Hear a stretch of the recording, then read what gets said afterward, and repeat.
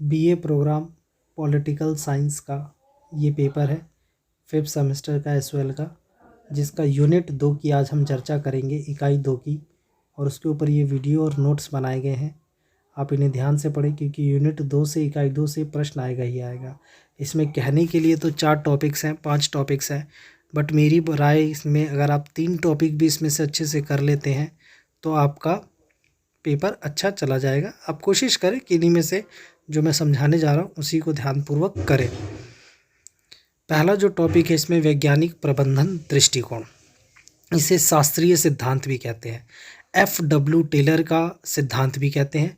वैज्ञानिक प्रबंध दृष्टिकोण पर FW टेलर के विचार भी पूछ सकता है, प्रकाश डालिए, या आलोचनात्मक परीक्षण करने के लिए भी बोल सकता है वैज्ञानिक प्रबंध दृष्टिकोण में। और FW टेलर के इस विचार को ही हम वैज्ञानिक प्रबंध दृष्टिकोण कह सकते हैं। तो वैज्ञानिक प्रबंध दृष्टिकोण, FW टेलर के विचार हों या वैज्ञानिक प्रबंध सिद्धांत हो, घबराने की ज़रूरत नहीं, आपको यही बातें लिखनी है जो मैं बताने जा रहा हूँ।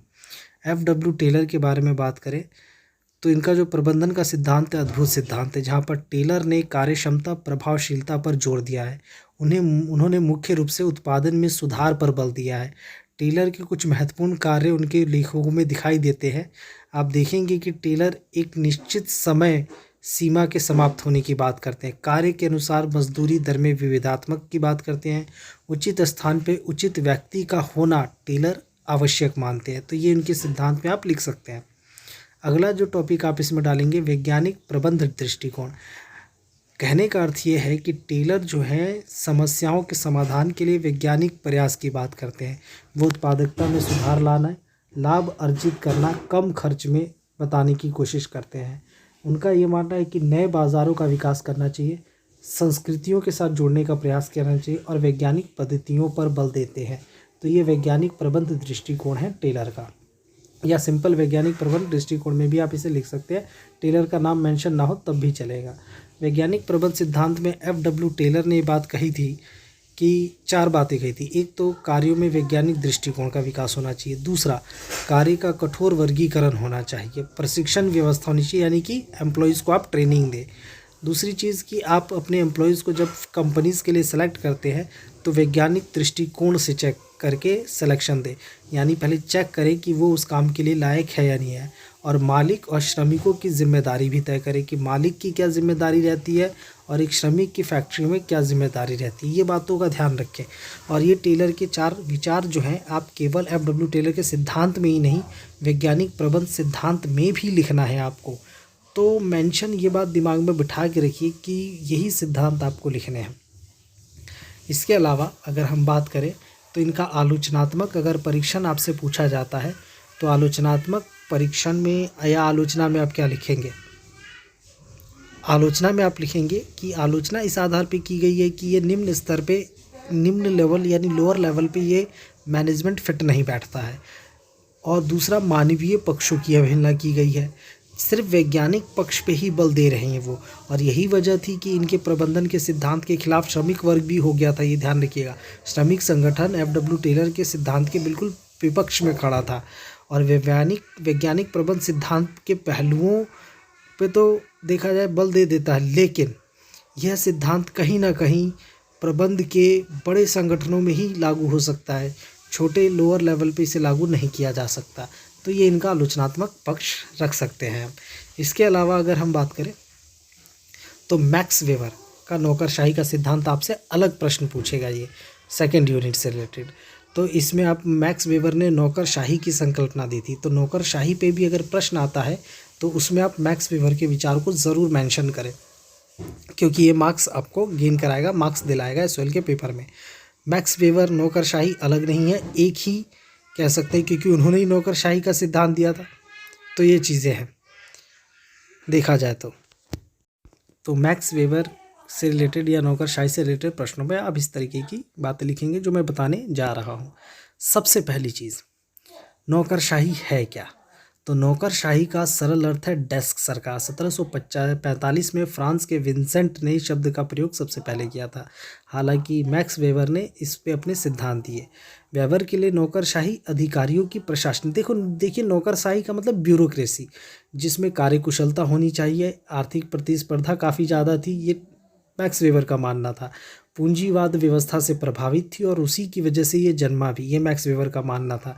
प्रशासन की आवश्यकताओं को पैदा करने में पूंजीवाद का हाथ है, ये मैक्स वेबर का मानना था, ये बात ध्यान रखिएगा। और इसमें तार्किक रूप से ये सक्षम बनाता है।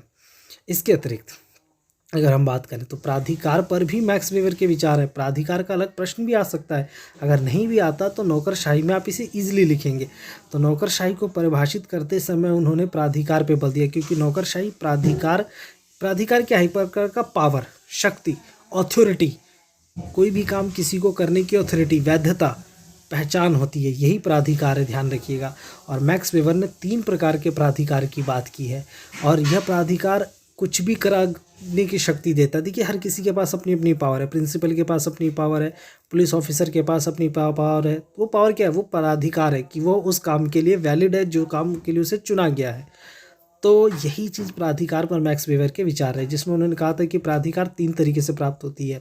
पहला करिश्माई प्राधिकार, यानी अचानक से आपको कोई चीज़ हासिल हो जाए। फॉर एग्जांपल जैसे पैगंबर थे, मसीहा थे, अचानक से वो पैगंबर बने, एक रूहानी ताकतों की वजह से कह सकते हैं हम।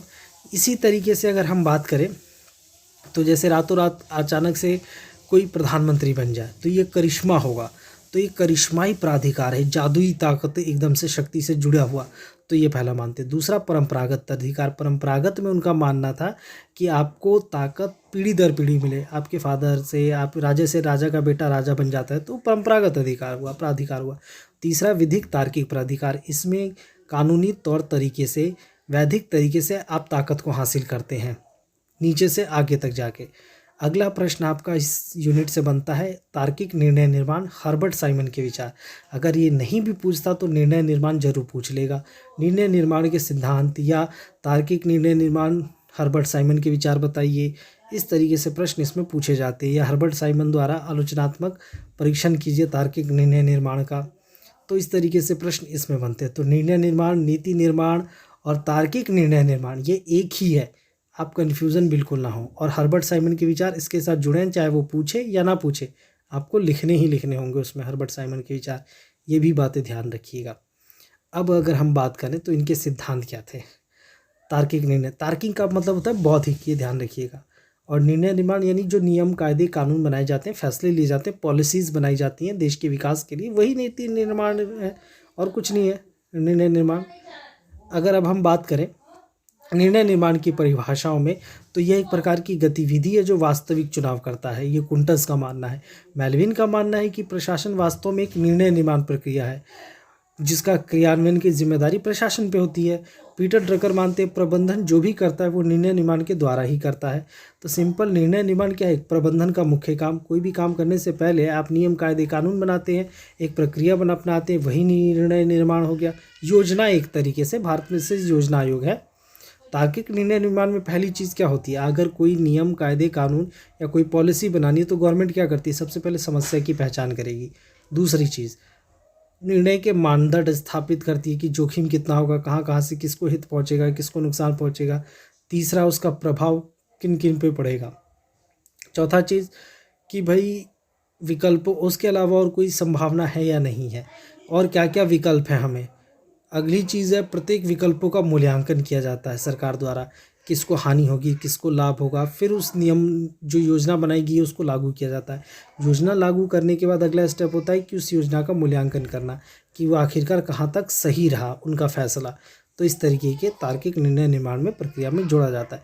इसके अलावा हर्बर्ट साइमन ने ये बात कही थी कि भाई, उनकी खुद की किताब थी एडमिनिस्ट्रेटिव बिहेवियर, जिसमें उन्होंने कहा था कि किसी भी संगठन कार्य को करने के लिए ये ज़रूरी है, बेहतर तरीके से समझने के लिए, कि उसका निर्माण प्रक्रिया जो है व्यवहारिक हो, बिहेवियर हो, प्रैक्टिकली हो एक तरीके से, और सार्वभौमिक प्राथमिकता हो, मतलब प्रासंगिकता हो, मतलब सभी के फ़ायदे के लिए हो। किसी एक चीज़ के फ़ायदे के लिए आप कोई योजना नहीं बना सकते हैं। वैधता होनी चाहिए, उसको चुनौती ना मिले, वो समाज के जितने ज़्यादा लोगों तक अपनी पहुंच बना सके, आप ऐसी योजना तैयार कीजिए। ये निर्णय हर्बर्ट साइमन ने लिया था। ये मतलब उनका सिद्धांत था। निष्कर्ष में अगर हम बात करें तो ये ओवरऑल आपके पास सामने 3 अलग-अलग पहलू मैंने दिए हैं। इस यूनिट से मैंने आपको 3 टॉपिक्स बताए हैं। आप इन टॉपिक्स को अच्छे से प्रिपेयर कर लीजिए, कल के एग्ज़ाम में आपका बेहतर हो जाएगा। और इस वीडियो को ज़्यादा से ज़्यादा लाइक, शेयर, सब्सक्राइब करें, फॉरवर्ड करें, ताकि हम और इस तरीके की वीडियोज़ बना सकें। समय कम होने की वजह से आगे की वीडियोज़ अपलोड करने में थोड़ा वक्त लग रहा है, पर बेफिक्र रहिए, एग्ज़ाम तक हम पूरी कोशिश करेंगे कि आप तक ये सारी यूनिट्स पहुंच जाए। ये फर्स्ट सेकंड यूनिट है, थर्ड यूनिट भी हम कल तक अपलोड करने की पूरी कोशिश करेंगे। जब तक आप कोशिश ये करें कि ज़्यादा से ज़्यादा लाइक, शेयर, सब्सक्राइब करें और इसको बार बार रिवाइज़ करें, सुने मेरी रिकॉर्डिंग को, ताकि आपको इससे फ़ायदा पहुंच सके। और ज़्यादा से ज़्यादा लोगों तक शेयर करें, बच्चों तक शेयर करें। यह सिद्धांत पॉलिटिकल ऑनर्स के लिए भी काम में आ जाएगा और बीए प्रोग्राम में भी काम आ जाएगा। तो कृपया लाइक, शेयर, सब्सक्राइब ज़रूर करें। कमेंट बॉक्स में कमेंट भी करें, वो भी आप